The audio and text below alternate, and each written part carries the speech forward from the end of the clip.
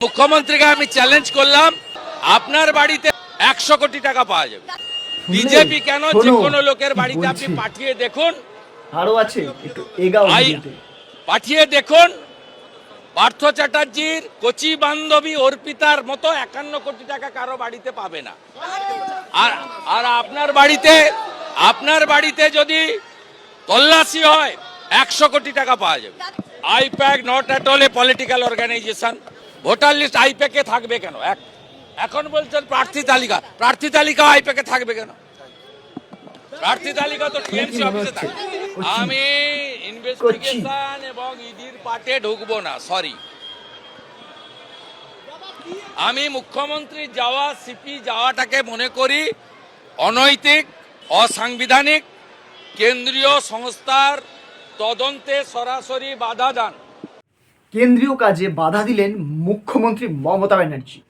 ভিডিওটা তোমরা দেখলে, শুভেন্দুবাবুর কথাগুলো শুনলে, ইতিমধ্যে যেমন মমতা ব্যানার্জির ওই ফাইল নিয়ে যাওয়া ভিডিওটাও ভাইরাল, শুভেন্দুবাবুর ওই ভিডিওর পরিপ্রেক্ষিতে এই জবাবটাও ভাইরাল, অতিরিক্ত ভাইরাল। তো তোমরা যদি ভিডিওটা দেখছো তো তোমরা আশা করি ভিডিওটা দেখে তোমাদের মতামত আমাকে কমেন্টে জানাবে। তো ভিডিওটার মেন বক্তব্য হচ্ছে যে মাননীয়া মুখ্যমন্ত্রী গিয়ে ওখানে একটা মন্তব্য করেছে, যেখানে নাকি ওই ফাইলটা নিয়ে আসছিল ওই সময় দাঁড়িয়ে, হাতে একটা ফাইল নিয়েছিল, দেখতে পেয়েছো তোমরা আশা করি। ফাইলটা কিসের? সবার একটাই প্রশ্ন, এই ফাইলটা কিসের? আমি কিছু কিছু জায়গায় শুনলাম ফাইলটা কিছু ক্ষেত্রে কোনো ডকুমেন্ট জাতীয়, মানে ইম্পর্টেন্ট ডকুমেন্ট, যেটা হয়তো লিক হয়ে যাওয়ার চান্স ছিল যদি ওখানে ইডির কাছে থাকতো, সেই জন্য ইডির কাজে বাধা। সত্যি কথা বলতে এইটা খুবই অন্যায় কাজ হয়েছে। কেন্দ্রের একটা কাজের ক্ষেত্রে বাধা দিলেন আমাদের মাননীয় মুখ্যমন্ত্রী। এই জিনিসটা তোমরা কোন চোখে দেখছো? এই জিনিসটাকে তোমরা ভালো চোখে দেখছো? আমি তো পার্সোনালি বলতে গেলে একদমই খুবই বাজে চোখে দেখছি। শুভেন্দুবাবু যে কথাটা বললেন যে পার্থ চট্টোপাধ্যায়ের গার্লফ্রেন্ড, কি গার্লফ্রেন্ড বললো সেটা তো শুনলে।